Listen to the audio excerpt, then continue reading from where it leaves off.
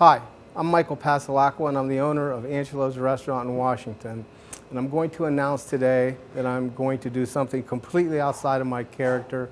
I'm going to open my restaurant on Friday morning at 11 o'clock. I can no longer sit on my hands while other restaurants are protesting and risking themselves and their licenses and everything about their businesses. Before I get into some of the reasons why, I'm going to mask up a minute and put on a small demonstration. These are all employees of mine who are working today, so they're masked. The governor's office said the other day that if Rhonda here is infected with COVID, that there is a 50% chance that she's going to give it to Shannon at the same table.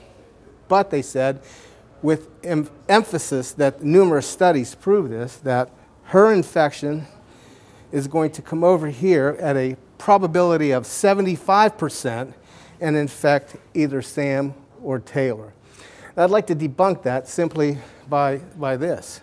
Now, if this were true, any server, manager, bus person, runner, any other people who are going through this area are going to get sick. If there's a gauntlet of droplets going from here to here, how can it bypass the employee and this person make this person sick without making this person sick? It's just impossible. It's a study that they create for themselves. It simply can't happen. Okay, guys, thank you.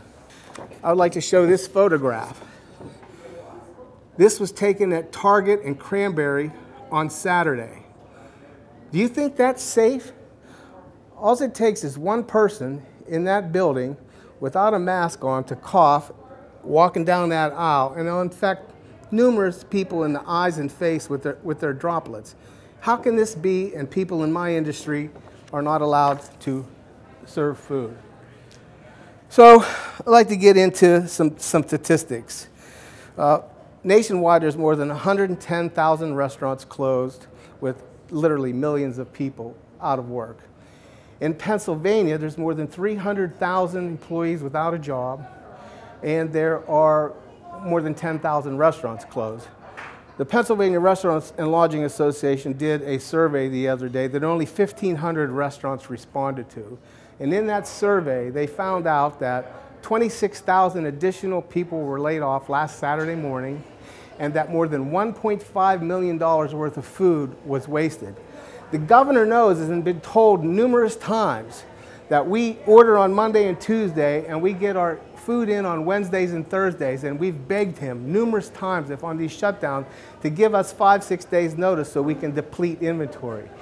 He notified us on Thursday and shut us down on Friday without any concern whatsoever about the millions of dollars worth of food that were going to get wasted amongst trying to kill employees out of their job.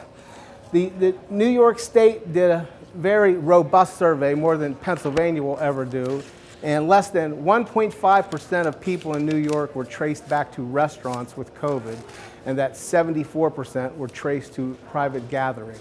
The governor of New Jersey, who is friends with Cuomo and friends with Wolf, says he won't close New Jersey down because there is no data to prove that restaurants are causing the COVID violations. At Angelo's, I'm going to tell you some figures.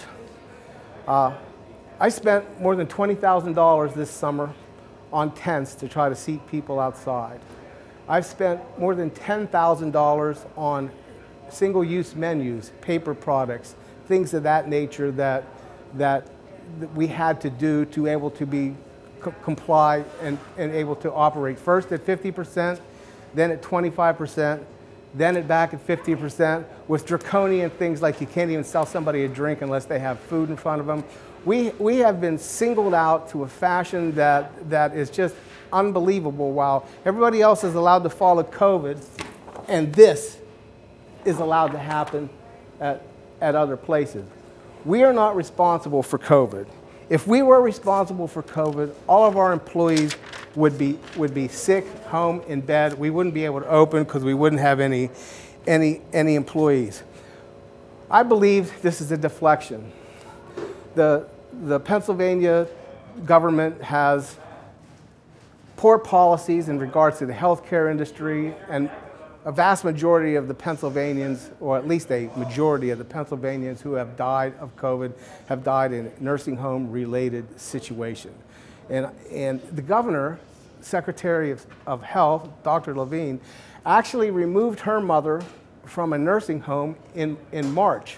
Why does she still have a job if she knew that the policies were still going to put people, lock them down, and they're deflecting from their own issue and blaming things on us that aren't our responsibility? My employees have been decimated. The employees of this entire industry have been decimated. And my people can't go the last 3 weeks before Christmas and New Year's Eve without money in their pockets. It's just impossible. My bartenders haven't made money. They're doing the curbside stuff to try to get a couple of dollars. I had to pick and choose the other day out of 50 people which 25 I was going to keep to try to do this takeout. And takeout doesn't work in a full-service restaurant with almost 200 seats.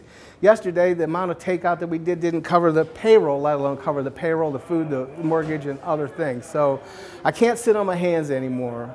I have to risk whatever needs to be risked. I have to get in line with the people who are defying this, because we aren't making people sick. If we were, all of our employees would be sick, and that would be the proof. But there hasn't been a single case of COVID in my restaurant, and there hasn't been a single case of COVID in most of my local restaurants and friends who are in the business right here in Washington County and some in Allegheny County.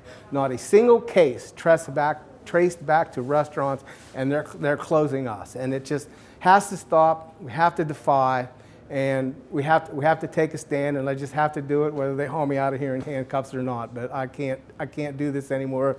Angelo's is open for indoor dining, 11 a.m. Friday. Thank you very much.